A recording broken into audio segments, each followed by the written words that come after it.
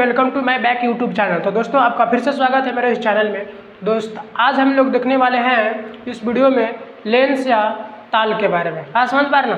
तो आज हम लोग सीखेंगे कि लेंस क्या है और लेंस कितने प्रकार के होता है और लेंस हम लोग किसे कहते हैं और लेंस का जो प्रकार आएगा वो किसे कहते हैं। बात समझ पा रहे ना। चलिए हम लोग स्टार्ट करते हैं। तो देखिए जो लेंस या ताल है, हम लोग लेंस को ही लेंस या ताल कहते हैं। और याद रखिएगा कहीं कहीं अगर पूछ दिया जाए कि ताल क्या है तो जो लेंस का डिफिनेशन होगा वही भाई मेरे ताल का डिफिनेशन होगा। बात समझ पा रहे ना। चलिए देखिए लेंस किसे कहते हैं। तो दो निश्चित आकार वाले ज्यामितीय सतहों से घिरे, दो निश्चित आकार वाले ज्यामितीय सतहों से घिरे पारदर्शी माध्यम। याद रखना है पारदर्शी माध्यम। पारदर्शी माध्यम का मतलब एक वैसा माध्यम जिसके आर प्रकाश जो होगा ना आर पार कर जाएगा। बात समझ पा रहे ना। पारदर्शी माध्यम याद रखना है, उसी को हम लोग लेंस या ताल कहते हैं। बात समझ पा रहे हैं। अब देखिए उसके बाद हम लोगों का है कि यह कांच का बना होता है। कहने का मतलब है जो लेंस होता है ना वो कांच का बना होता है। बात समझ पा रहे हैं। लेंस या तो गोलीय सतह से घिरा रहता है या तो बेलनाकार सतह से। जो लेंस होगा ना या तो गोलीय सतह से घिरा होगा या बेलनाकार सतह से घिरा होगा। बात समझ पा रहे हैं। तो देखिए अर्थात गोलीय सतह से घिरा लेंस गोलीय लेंस कहलाता है। जो गोलीय सतह से घिरा होगा उसको गोलीय लेंस कहेंगे और जो बेलनाकार सतह से घिरा होगा उसको बेलनाकार सतह कहेंगे। तथा जो बेलनाकार सतह से घिरा रहता है उसे बेलनाकार लेंस कहते हैं। बात समझ पा रहे हैं। लेकिन हम लोगों को यहाँ पे बेलनाकार लेंस पढ़ना नहीं है, हम लोगों को सिर्फ गोलीय लेंस पढ़ना है। बात समझ पा रहे ना। इसीलिए हम यहाँ पे लिख रखे हैं कि गोलीय लेंस दो प्रकार का होता है। गोलीय लेंस दो प्रकार का होता है। पहला में हो जाएगा उत्तल लेंस और दूसरा में हो जाएगा अवतल लेंस। गोलीय लेंस दो प्रकार के, पहला में उत्तल लेंस दूसरा में अवतल लेंस।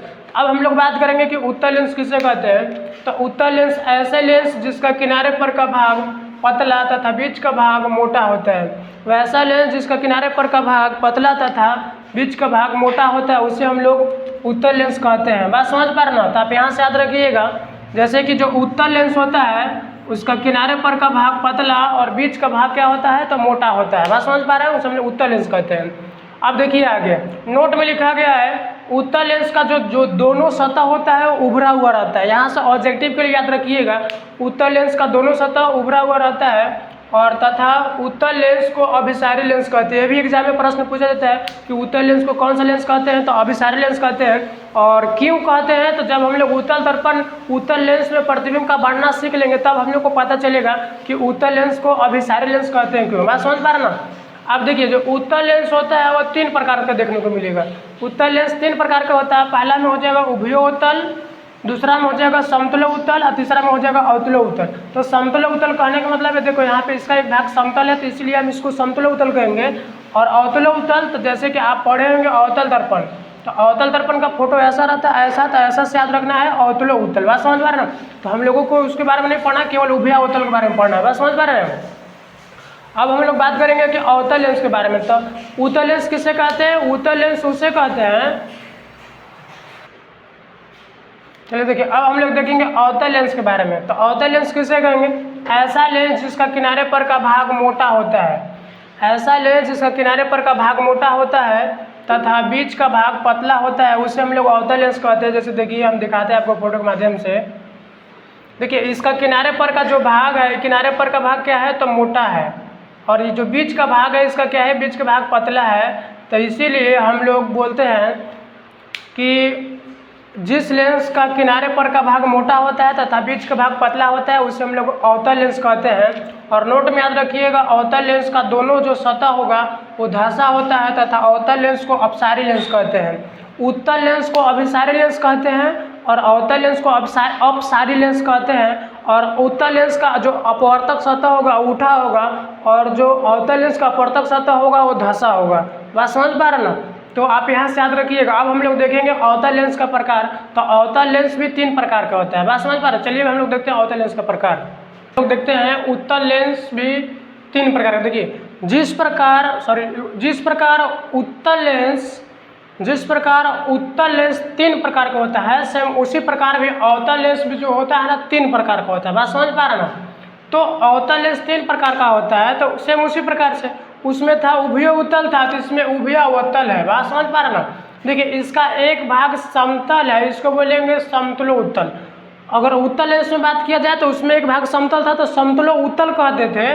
तो इसका अवतल लेंस में बात करेंगे तो एक भाग समतल है तो समतुल्य उत्तल बोलेंगे, तो समतलावतल या समतुल्य उत्तल बोलते हैं। बात समझ पा रहे ना। इसका देखिए उसमें था ऐसे था अवतल लेंस की तरह, अवतल लेंस की तरह था तो उसको अवतुल्य उत्तल कहते थे क्योंकि उत्तल लेंस का प्रकार पढ़ रहे थे। लेकिन अभी हम लोग अवतल लेंस का प्रकार पढ़ रहे हैं, बट उत्तल जैसा है तो उतलो अवतल बोलेंगे, उतला अवतल भी बोल सकते हैं इसको। बात समझ पा रहे ना। तो ये रहा इसका प्रकार। बेसिकली हम लोग सीखेंगे केवल इस फोटो के बारे में, इस फोटो का चर्चा आने भी वाला भी नहीं है। बस खाली आप फोटो के माध्यम से याद रखना कि ऐसा ऐसा फोटो रहेगा तो इसको ऐसा ऐसा बोलते हैं, केवल ऑब्जेक्टिवली हो जाएगा। बात समझ पा रहे ना। अब देखिए लेंस से संबंधित विभिन्न परिभाषाएं, ये बहुत ही और बेहद ही इम्पोर्टेंट टॉपिक है। ऐसा हम इसलिए कह रहे हैं क्योंकि जैसे देखिए अगर आप लेंस से संबंधित विभिन्न परिभाषा अगर ना पढ़िएगा तब आपको लेंस सूत्र करने में दिक्कत आएगी। फिर उसके बाद लेंस में बनने वाले प्रतिबिंब के बारे में आपको मतलब दिक्कत आएगा। जिस प्रकार, और एक चीज़ और याद रखो, जिस प्रकार आप दर्पण में पढ़े थे उसी प्रकार यहाँ पे आप उत्तल में लेंस में पढ़ोगे, सेम वही कंडीशन पढ़ोगे, बशर्ते आप यहाँ पे उसका उल्टा कर देना। जैसे हम आपको बताते हैं, आप वहाँ पे पढ़ेंगे अवतल दर्पण में प्रतिबिंब का बनना में आप पढ़े होंगे 6 कंडीशन में प्रतिबिंब बना था वहाँ पे। बात समझ पा रहे ना।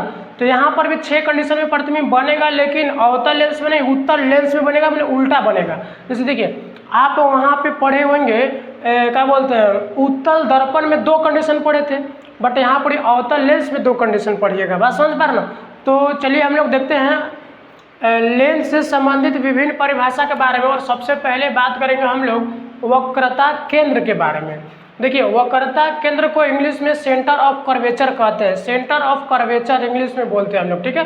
वक्रता केंद्र, लेंस जिस खोखले गोले का भाग होता है, लेंस जिस खोखले गोले का भाग होता है उस गोले के केंद्र को वक्रता केंद्र कहते हैं। सेम इसी प्रकार से दर्पण में भी आया था, गोलीय दर्पण जिस खोखले गोले का भाग होता है उस गोले के केंद्र को हम लोग कहते हैं वक्रता केंद्र कहते हैं। यहाँ पर भी वही है, लेंस जिस खोखले गोले का भाग होता है उस गोले के केंद्र को हम लोग वक्रता केंद्र कहते हैं। आइए हम आपको फोटो के माध्यम से दिखाते हैं। देखिए ये लेंस है और लेंस में 2 गो सतह है, एक तो इधर सतह से मिलकर बना है और एक तो इस सतह से मिलकर बना है। तो फिलहाल हम इसको बात करते हैं। तो ये वाला देखिए, ये जिस खोखले गोले का भाग है उस गोले के केंद्र को ही हम लोग वक्रता केंद्र कहते हैं। बात समझ पा रहे ना। चलो पहले नोट देख लो, आप नोट देखिए, लेंस में 2 सतह होती है, बिल्कुल सही बात। आप देख लो, यहाँ से यहाँ जो है एक सतह है और यहाँ से जो यहाँ है ना, यहाँ से यहाँ तक एक सतह है। इसमें भी देख लीजिए, यहाँ से जो यहाँ है एक सतह है और यहाँ से जो यहाँ तक है एक सतह है। तो भाई मेरे लेंस में 2 सतह होता है, आपको याद रखना है। इसीलिए इनका 2 वक्रता केंद्र यानी कि C1 C2 होता है। लेंस में 2 गो सतह होता है, इसीलिए इसका 2 गो वक्रता केंद्र, एक तो यहाँ पे होगा एक तो यहाँ पे होगा। तो इसका लिए बात किया जाता है, ये गोलीय का है तो ये लेंस जिस खोखले गोले का भाग होता है उस गोले के केंद्र को ही वक्रता केंद्र कहते हैं और वक्रता केंद्र को हम लोग C से सूचित करते हैं। और आपको यहाँ से याद रखना है। बात समझ पा रहे ना। तथा 2 वक्रता त्रिज्याएं होती है। भाई मेरे 2 गो वक्रता केंद्र होगा तो सिंपल सी बात है, इसका 2 गो वक्रता त्रिज्या भी होगा। जैसे देख लीजिए, यहाँ से यहाँ तक दूरी R1 है और यहाँ से यहाँ तक दूरी R2 है, मैंने त्रिज्या पहला और त्रिज्या दूसरा। इसमें भी वही हाल है, इसका भी भाई मेरे 2 गो सतह। देखो यहाँ से यहाँ तक एक गोला इसे बनल था, तो गोलीय लेंस जिस खोखले गोले का भाग होता है उस गोलीय मतलब उसके केंद्र को क्या बोलते हैं, वक्रता केंद्र कहते हैं। और इसका भी C1 C2 2 गो वक्रता केंद्र हो गया, इसका भी वक्रता त्रिज्या यहाँ से यहाँ तक R2 यहाँ से यहाँ तक R1 हो गया। बात समझ पा रहे ना, सिंपल सी बात है भाई, ठीक है। अब चलिए आगे देखते हैं। अब आगे आएगा प्रधान अक्ष, इसको इंग्लिश में प्रिंसिपल एक्सिस कहते हैं या इसका एक और नाम होता है, इसको हम लोग मुख्य अक्ष भी बोलते हैं। बात समझ पा रहे ना। या तो प्रधान अक्ष बोलो या तो फिर मुख्य अक्ष बोलो या तो प्रिंसिपल एक्सिस इंग्लिश में बोलो। बात समझ पा रहे हो। चलिए देखिए, लेंस के वक्रता केंद्र को मिलाने वाली रेखा को प्रधान अक्ष कहते हैं। जो लेंस है उसके वक्रता केंद्र को मिलाने वाली जो रेखा होगा, तो देखो भाई मेरे C1 और C2 वक्रता केंद्र है और इसको ये जो रेखा मिला रहा है इसी को हम लोग प्रधान अक्ष बोलेंगे। बात समझ पा रहे ना। तो देखिए लिखा हुआ है C1OC2, C1OC2 क्या है भाई, तो प्रधान अक्ष है। क्या है, तो प्रधान अक्ष है। बात समझ पा रहे ना। इसमें इस फोटो में भी देख लीजिए, C1OC2, यहाँ से यहाँ तक रेखा मिला, तीनों को मिला दिए, उसी को प्रधान अक्ष कहते हैं। मतलब लेंस के वक्रता केंद्र को मिलाने वाली रेखा को, मतलब C1 को C2 से मिलाइएगा तो एक रेखा मिलेगा, एक रेखा मिलेगा, उसी को हम लोग कहते हैं प्रधान अक्ष कहते हैं। बात सिंपल है, बात समझ पा रहे हो। चलिए अब हम लोग देखेंगे फोकस के बारे में, ठीक है। अभी हम लोग फोकस दूरी नहीं देख रहे हैं, अभी हम लोग केवल फोकस देख रहे हैं। बात समझ पा रहे हैं ना। देखिए लेंस के प्रधान अक्ष के समानांतर, अब भाई आप दर्पण में भी तो पढ़े हो कि दर्पण के मुख्य अक्ष के समानांतर आने वाली प्रकाश किरणें दर्पण से परिवर्तित होने के बाद फोकस होकर गुजरता था या गुजरता हुआ प्रतीत होता था, उसे हम लोग फोकस कहते थे या मुख्य फोकस कहते थे।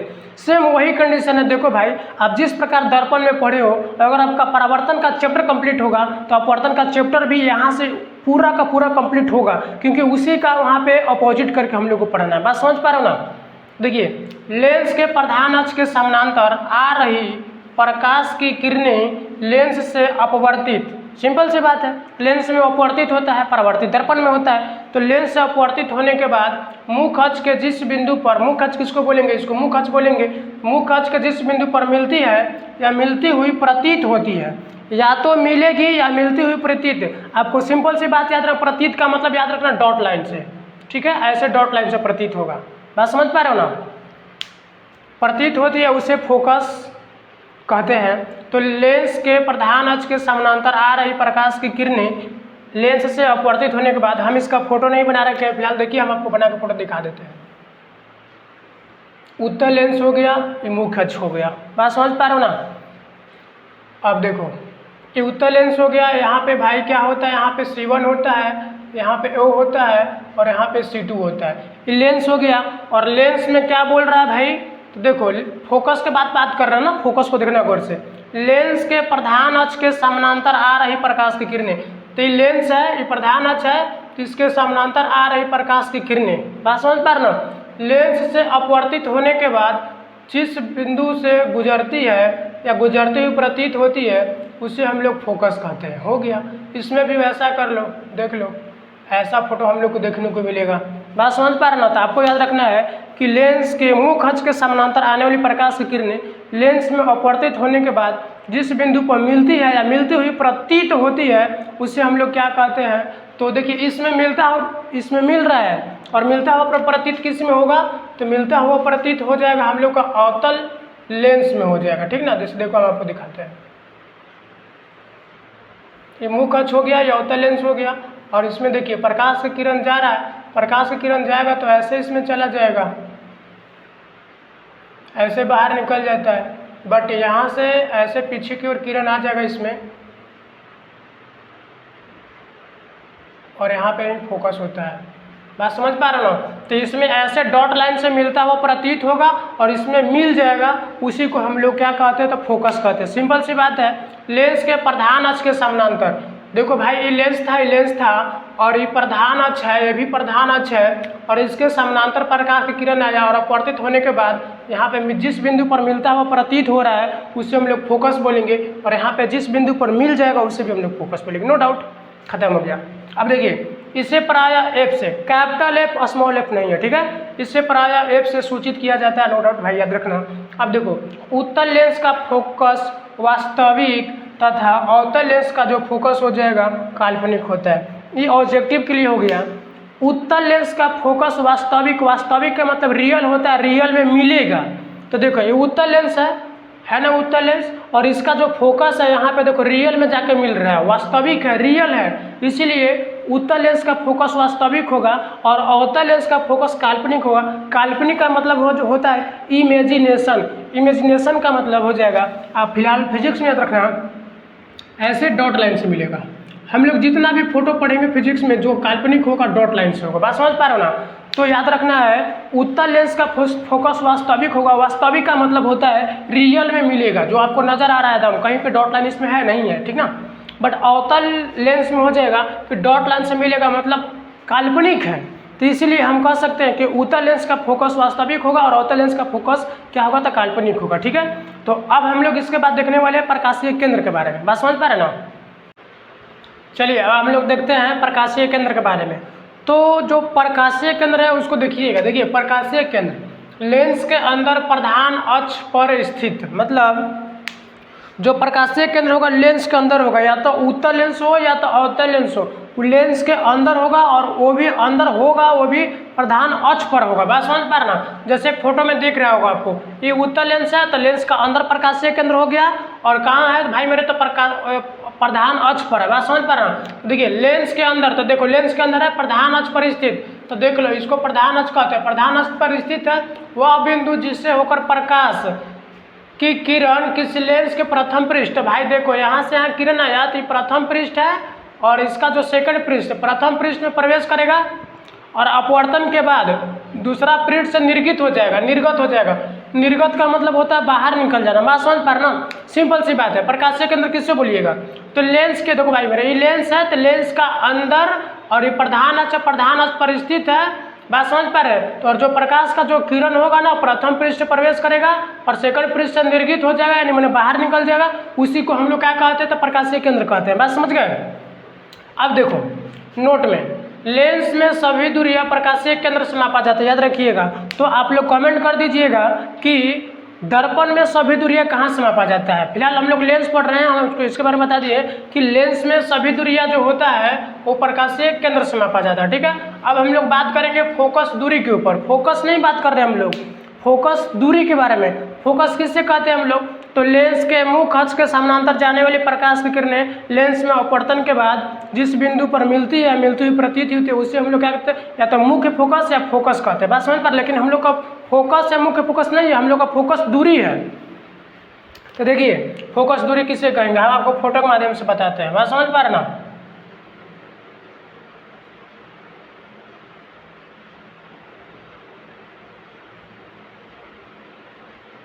देखिए प्रकाशीय केंद्र और फोकस के बीच की दूरी को फोकस दूरी कहते हैं और इसको स्मॉल एफ से सूचित करते हैं। बात समझ पा रहे हैं? इसको प्रकाशीय केंद्र को ओ से सूचित करते हैं हम लोग, याद रखिएगा। प्रकाशीय केंद्र और फोकस के बीच की दूरी को हम लोग, यही दूरी को हम लोग फोकस कहते हैं। बात समझ पा रहे हैं ना? देखिए यहाँ पे लिखा गया है लेंस में प्रकाशीय केंद्र, तो प्रकाशीय केंद्र इसको कहते हैं, और फोकस के बीच की दूरी तो फोकस एफ को कहते हैं। प्रकाशीय केंद्र और फोकस के बीच की दूरी को हम लोग फोकस दूरी कहते हैं, नो डाउट। इसे हम लोग एफ से सूचित, स्मॉल एफ है, याद रखिएगा। ठीक है, इसे हम लोग एफ से सूचित करते हैं। आगे है लेंस का द्वारक। बात समझ पा रहे ना? हम लोग दर्पण का द्वारक पढ़े थे, तो यहाँ पर हम लोग लेंस का द्वारक कहते हैं। तो दर्पण की चौड़ाई को दर्पण का द्वारक कहते हैं, बट यहाँ पे लेंस का द्वारक पढ़ रहे हैं ना, तो लेंस के वृत्तीय परिधि के व्यास को लेंस का द्वारक कहते हैं। जैसे देख सकते हैं कि लेंस है तो यहाँ पे MON, ये जो वृत्तीय परिधि का यही तो व्यास होगा इसको। बात समझ पा रहे ना? जैसे देखो भाई मेरे ये वाला भी ऐसे होगा। बात समझ पा रहे? ऐसे होगा तो यहाँ से यहाँ तक की दूरी को हम लोग क्या बोलते हैं, व्यास ही तो बोलते हैं। इसको पलट दो, आप पढ़े होंगे ऐसे, इसी को तो व्यास कहते हैं। तो यही वाला व्यास बनेगा MON क्या होगा, तो व्यास होगा। सिंपल सी बात है। आगे आ जाएगा कि उत्तल लेंस द्वारा प्रतिबिंब प्राप्त करने का नियम, बहुत इंपॉर्टेंट है। बात समझ पा रहे ना? उत्तल लेंस द्वारा प्रतिबिंब प्राप्त करने का नियम अभी खाली आप जान जाओ, और इसके बाद हम लोग अब अगले वीडियो में देखेंगे उत्तल लेंस के द्वारा प्रतिबिंब का बनना और उत्तल लेंस के द्वारा प्रतिबिंब का बनना हम लोग अगले वीडियो में बात करेंगे। फिलहाल आप पहले नियम देख लो, क्योंकि आप नियम ही नहीं जानोगे तो आपसे बन नहीं पाएगा। बात समझ पा रहे ना? देखिए उत्तल लेंस द्वारा प्रतिबिंब प्राप्त करने का नियम है, यहाँ पे कुछ लिखा गया है। उत्तल लेंस में प्रतिबिंब बनने के लिए कम से कम 2 अपवर्तित किरण की आवश्यकता होती है। अभी नियम नहीं है, आप सिंपल से पहले याद रखो कि उत्तल लेंस हो या तो फिर दर्पण हो, कुछ भी हो, मतलब प्रतिबिंब बनाना है तो उस वस्तु से कम 2 किरण निकलनी चाहिए। 2 किरण जब तक ना निकलेगी तब तक उसका प्रतिबिंब बनने वाला नहीं है। बात समझ पा रहे ना? तो देखो भाई मेरे पहले का नियम देखो, अब उत्तल लेंस के प्रधान अक्ष के समानांतर आपतित किरणें लेंस से अपवर्तन के बाद फोकस होकर गुजरती है। सिंपल सी बात है। ये फोटो, ये उत्तल लेंस है, इसके मुख्य अक्ष के समानांतर किरण जाएगा तो लेंस में अपवर्तन होने के बाद फोकस होकर गुजरता है। आप भी जानते हो, इधर से भी कर लो, ऐसे करोगे ऐसे जाएगा। तो सिंपल सी बात है, ये तो भाई हम लोग पहले ही देख चुके हैं। बात समझ पा रहे हो? तो उत्तल लेंस के प्रधान अक्ष, उत्तल लेंस के प्रधान अक्ष है, इसके समानांतर जाने वाली प्रकाश की किरणें अपवर्तित होने के बाद फोकस होकर गुजरेगा। आपतित किरणें लेंस से अपवर्तन के बाद फोकस होकर गुजरता है। बस हो गया, सिंपल सी बात है। फिर उसके बाद उत्तल लेंस में प्रकाशीय केंद्र से होकर गुजरने वाली प्रकाश आपतित किरणें लेंस से अपवर्तित होने के बाद सीधी रेखा में निकलता है। तो यहाँ पे देख लो, यही नियम है उत्तल लेंस का, सेकेंड यही नियम है कि भाई मेरे उत्तल लेंस में प्रकाशीय केंद्र से जाने वाली प्रकाश की किरणें अपवर्तन के बाद वो सीधी रेखा में निकलती है। तो देख लो सीधी रेखा में निकल गया। बस यही दोगों का प्रयोग करके हम लोग सारे के सारे फोटो बनाने वाले हैं। तो अब हम लोग मिलेंगे अगले वीडियो में, और अगले वीडियो में यही पढ़ेंगे उत्तल लेंस में प्रतिबिंब का बनना। तो चलिए अब हम लोग मिलते हैं अगले वीडियो में। बाकी यहीं तक हम लोग